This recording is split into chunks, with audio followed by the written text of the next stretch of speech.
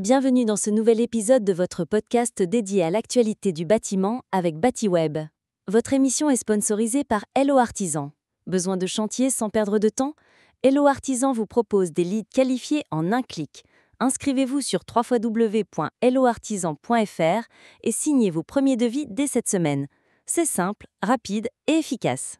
Aujourd'hui, 4 infos fortes. La FFB qui soutient Valérie Letard, la FFCC qui interpelle Sébastien Lecornu, l'affaire Kaufmann & Broad à Saint-Tropez, et enfin la PPE3 qui tarde à sortir mais que les professionnels jugent indispensable.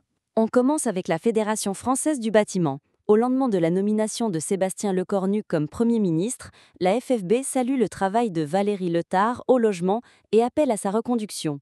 Son président, Olivier Saleron, a vanté son combat et demande des ministres compétents et proches du terrain. Côté conjoncture, le logement neuf progresse, plus 16% de permis de construire et plus 9% de mise en chantier en 7 mois. Un vrai coup de boost grâce aux prêts à taux zéro et à la baisse des taux d'intérêt. Mais le collectif reste en difficulté avec moins 12,5%. Et la rénovation recule aussi, moins 0,9% au deuxième trimestre. La FFB alerte. Entre restrictions de MaPrimeRénov' et fin du Pinel, il faut vite un nouveau dispositif pour relancer l'investissement locatif. De son côté, la Fédération des constructeurs de maisons individuelles interpelle aussi le nouveau Premier ministre. La FFC rappelle que 80% des Français plébiscitent la maison individuelle et appelle à en faire une priorité nationale.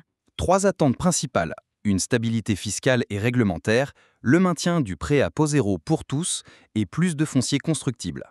Un signal fort attendu dans un contexte de crise de l'accès à la propriété. Troisième sujet, l'affaire Kaufmann & Broad à Saint-Tropez. Le promoteur immobilier a été mis en examen pour corruption, favoritisme et trafic d'influence, dans le cadre du marché d'aménagement du centre-ville. L'ancien maire Jean-Pierre Tuveri est également poursuivi pour favoritisme. Plusieurs permis modificatifs auraient avantagé Kaufmann & Broad, notamment avec plus de logements sociaux et un parking supplémentaire. Le promoteur nie les accusations, mais coopère avec la justice. Affaire à suivre. Et enfin, on termine avec l'énergie. Le syndicat des énergies renouvelables alerte sur le retard de la PPE3, la programmation pluriannuelle de l'énergie. Ce texte, attendu depuis 2 ans, doit fixer la stratégie énergétique française pour les 10 prochaines années. Nucléaire, éolien, mix énergétique, tout dépend de cette feuille de route. Le SER insiste, il faut publier vite pour donner de la visibilité aux filières et garantir la souveraineté énergétique du pays. Avec la nomination de Sébastien Lecornu, les professionnels espèrent un signal fort. Voilà, c'était votre point sur l'actualité du bâtiment. Entre logement, énergie et affaires immobilières, le secteur reste au cœur des débats. Retrouvez tous les détails sur batiweb.com et restez connectés pour ne rien manquer de l'actualité du bâtiment et de l'immobilier.